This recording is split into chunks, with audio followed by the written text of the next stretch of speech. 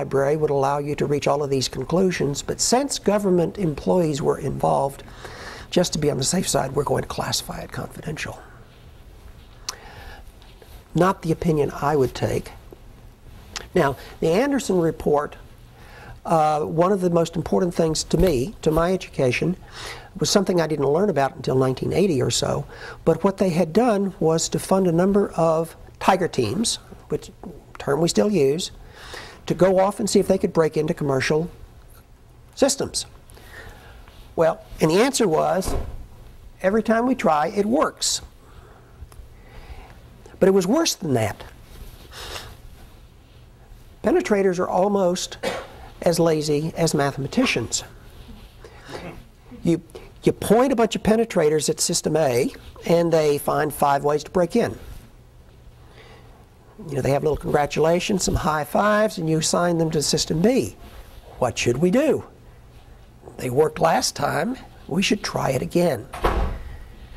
Amazingly, they almost always did work. The same problems started appearing in different contexts everywhere you went. I am told there was a time when they were teaching people how to do penetration testing because they were going to be evaluators, and they decided in the same fashion, this is going to be close hold, we're not going to tell people how to do it. I am told there were about 10 or 12 sort of basic things that people always tried, and most of them worked on every system they tried. So not only do they fail, but you don't have to work very hard at it. As long as you've got the dozen down, it's going to go off and work. So if that's the case, who here is familiar with Ken Thompson's Turing paper on trusting trust? Oh, good. Did you ever read his revised version that he put on his website? In the original one, he said, I read about this somewhere in some Air Force report. If anybody knows where I got it, you know, that'd be nice to know. Roger Shell knew where he got it because Roger Shell did it. Part of what they had done was break into that.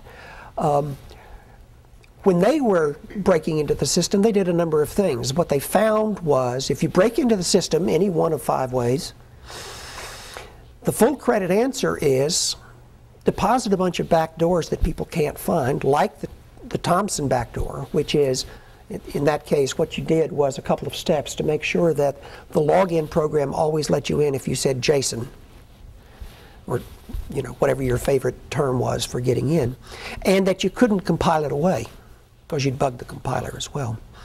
Well, they had done similar things. They broke in, they put in some back doors, and then they got the Good Citizenship Award by reporting the first problem. And so false sense of security happened, and they still had their back doors, and they put their back doors in, so you can't find them by looking at the source code. Okay, so what do? Commercial systems don't do it by themselves, and penetrate and patch is going to fail. Well, the answer was, we are going to have to design this thinking about security ahead of time so that we have a shot. And what they said, they actually said what they wanted to do several different ways, which were not always compatible.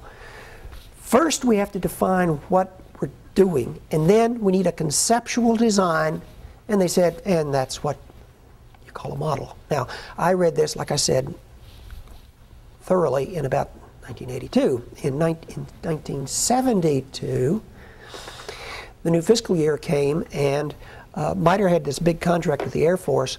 It was a major contract, projects, sub-projects, tasks. So Len LaPadula and I, you know, we saw this task. They called us in and we said, we'd like you to work this task. So the task was kind of terse. I mean, it had a number. The description was, you will write a report. The name of the report is Secure Computer Systems. The topic will be a mathematical model of computer security, full stop. Now, they gave us 1.5 staff years in 12 months. More than anyone would do today, I suspect. I didn't know that this fit into a grand plan. They just said, go build a model. Well, they didn't tell us what security was. They didn't tell us what a model was. They did want it to be mathematical, whatever that might mean. So, what was a model? That was one of our things. The other one, we had a couple of things. I think I have done something evil. I've just disconnected. Oh, no, I just, okay. Are we okay? Mr. AV guy? Lord.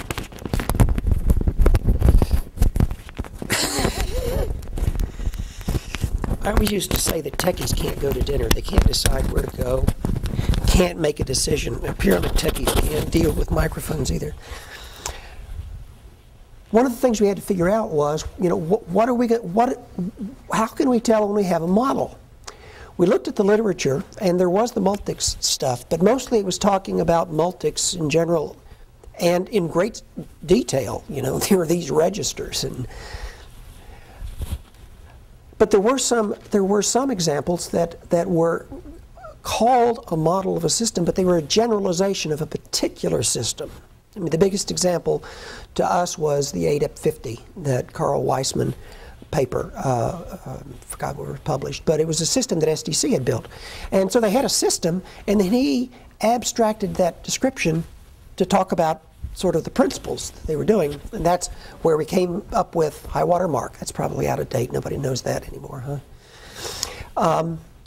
Well, that didn't seem good for us because they didn't tell us model a particular computer system. They said all security in computers. So we didn't think that was so good. Our view was that what you needed was a tool that would help you either analyze something you've got or help you guide you as you were trying to design it. So we viewed it as kind of a toolkit. Now, in later times, sometime in the 80s, there was an evil period in my life that I refer to as the model wars. I always used to say that one of the problems in computer security was that we never criticized each other's work in public with one notable exception, which was that Elaine and I got savaged every time we turned around. Well, we got savaged one time, and one of the leading proponents, his notion was that a model should delineate exactly what security is. So it would tell you what you had to do, and it also would prohibit anything that anyone thought shouldn't happen, which is a little bit beyond computable as far as I'm concerned. So we had a big war about that. And I am not interested in talking about the modeling wars, but I did want to mention that there is that other view. We went with model as a tool. Beyond that, our notion for what it was that we wanted to be able to do in building a mathematical model was, well, we knew we had to describe the situation. We had to be able to say computers, you know, and all of the stuff that made up security. So we needed classifications and clearances.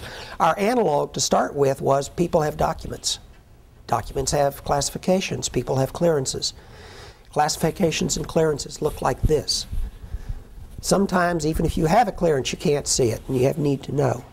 There were compartments. So we had to be able to take all of that stuff that people were expecting when they thought about classified documents, and they had to be able to see it reflected in the model. So we had to be able to describe it.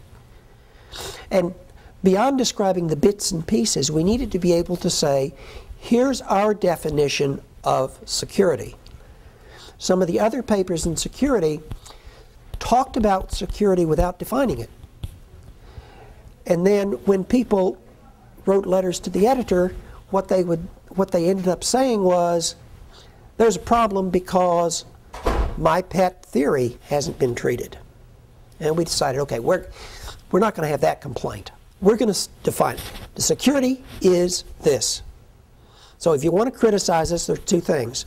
You can say, you made a mistake in logic right there. Or you can say, something I care about you didn't treat. And in the latter case, we would say, be our guest.